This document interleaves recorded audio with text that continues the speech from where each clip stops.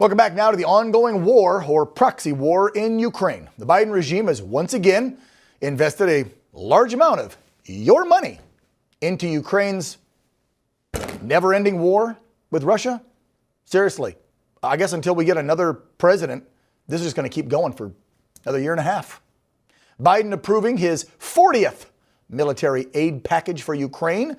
This one, $325 million, bringing the total U.S. aid, again, this is aid, to just over $40 billion since the beginning of the invasion back in 2022. Now, of course, when you add up the aid, the actual cash, and the equipment, yeah, it's well over 118, 120. I don't even know what the hell it's at anymore.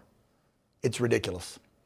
This package includes key capabilities, we're told, to aid Ukraine's effort to retake its sovereign territory and to support Ukraine's air defense as they protect Ukrainian soldiers, civilians, and their infrastructure.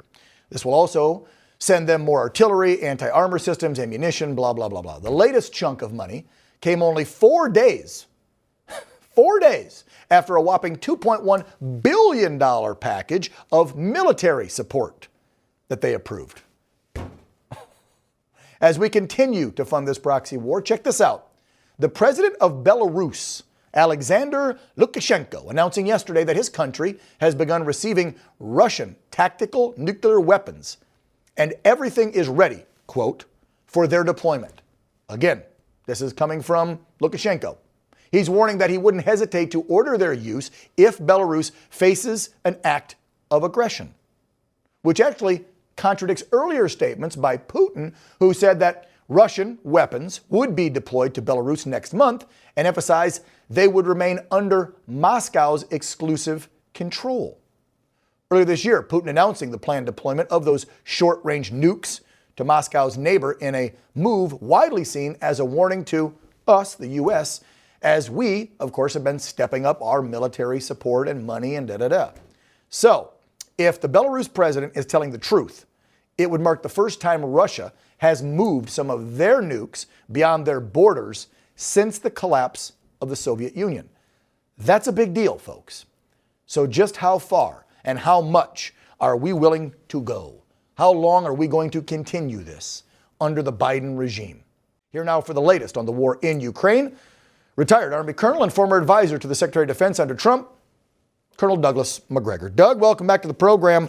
How about it? I mean, I hate to use the term never ending, but that's what it seems like. This is going to be never ending until we change the regime in Washington, D.C., I guess.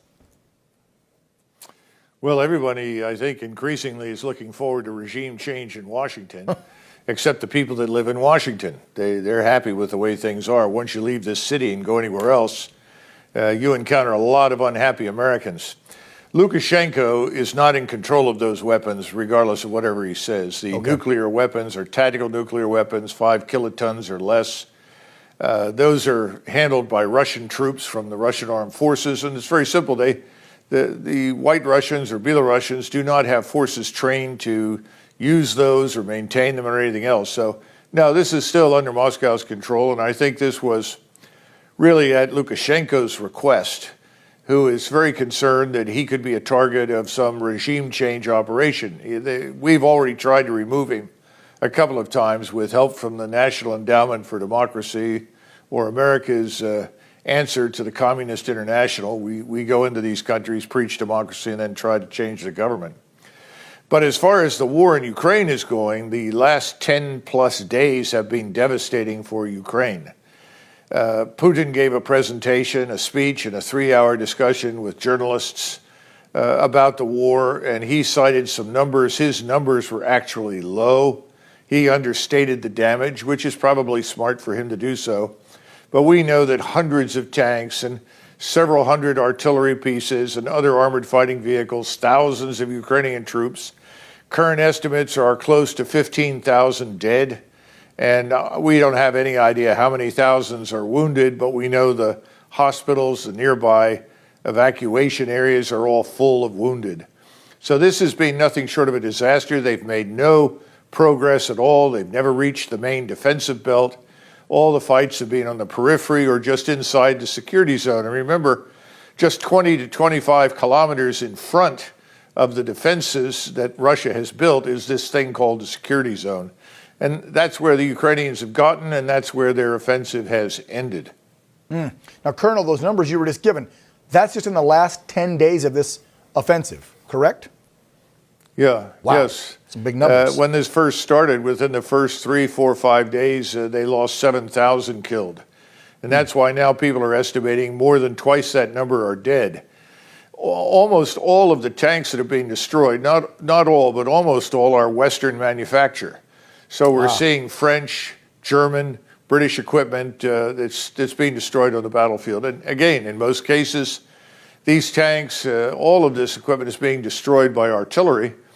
And it's largely because the Ukrainians attack into an area, they find themselves in a minefield, they try to get out of the minefield, and while they're stuck in the minefields, they're being annihilated. Then when they try to turn back to their lines, the Russians have already deployed aerial delivered mines behind them. So now they have to break through minefields behind them that didn't exist when they first attacked. Is this the latest offensive? This is a catastrophe. Yeah. So my question then was going to be, this is just is that probably why that Biden then sent all this latest cash, is because of this last 10-day offensive where they've taken so many casualties and so much artillery, because we're looking at these numbers going, $325 million for direct aid, but then billions more for more equipment, artillery, ammunition, da-da-da. This has to be connected, right? They had such staggering losses. Here's some more money. Here's some more equipment. Well, I'd say you're right normally. The only thing I would add is that there's this historic American strategy that says that if you're failing, go big. In other words, double down on the wrong course of action, reinforce failure, continue to dig the hole deeper until there's no way to get out of it. And I see that happening in Ukraine. The intelligent thing at this point would be to say, congratulations, Ukraine, you've done all that you can do. We have to be realistic now. We can't sacrifice the entire country and its population and have nothing left. So it's time to talk. But there's no evidence for that. I think we really are ready to fight this down to the last Ukrainian. And then, of course, there's always the danger as this collapses, as Ukraine collapses and everything falls apart, that there will be pressure for us to do something really stupid, which is intervene in Western Ukraine. Right. And I still would not exclude that as a possibility. Yeah, that's probably where we're headed. Boots on the ground, another war that Americans don't want, and more of our young men and women killed for a war we don't need to be involved in my opinion. Colonel, let me ask you something. Tucker Carlson made some headlines this week for discussing why the huge attack and push to get Trump and to make sure he can never serve as commander-in-chief again. I want to play a short clip and get your reaction on the backside. But because Joe Biden and his many allies, from Chuck Schumer to Mitch McConnell to Paul Ryan and every single news anchor on all of television, all of them believe that Ukraine, its borders, its future, its infrastructure are all more important than the town that you live in. They sincerely think that, and it's obvious. Everyone in power thinks that, except for Donald Trump. Whatever else you say about him, Trump is the one guy with an actual shot at becoming president who dissents from Washington's long-standing pointless war agenda. And for that one fact, they're trying to take Trump out before you can vote for him. Is Tucker right, Colonel? I don't think that I have much to add to what Tucker said. Tucker's absolutely spot on. It's funny, here in Washington, the left likes to joke, and for that matter, all of the rhinos that are with them, that Trump is the one guy we want to run against. Well, that's nonsense. They're deathly afraid that the man will run and that he will be swept back into office. Now, of course, that presupposes that we can have free and fair elections. Right. That's open to debate. Our electoral integrity is at an all-time low. But his point is valid. You know, the war is bound up with this administration. Remember, this is an administration that is waging war against Russia in Ukraine and at the same time waging war inside the United States against us. Yeah, no kidding. Only a couple seconds left. My last question to you, totally separate from what's happening with Russia and China. And I think you wrote on this. We got the headline up there, guys. The U.S. is confirming that China now has a spy base in Cuba. I mean, they had police stations in our own country. They've been buying farmland. They fly balloons over us. And now they're spying on us from Cuba. Your reaction to this? Because we know the bought and paid for president, alleged guy, is not going to do anything against China. Your thoughts? The Chinese are heavily engaged in Mexico, not just Cuba. Cuba has been a platform for anybody that is anti-American for a long time.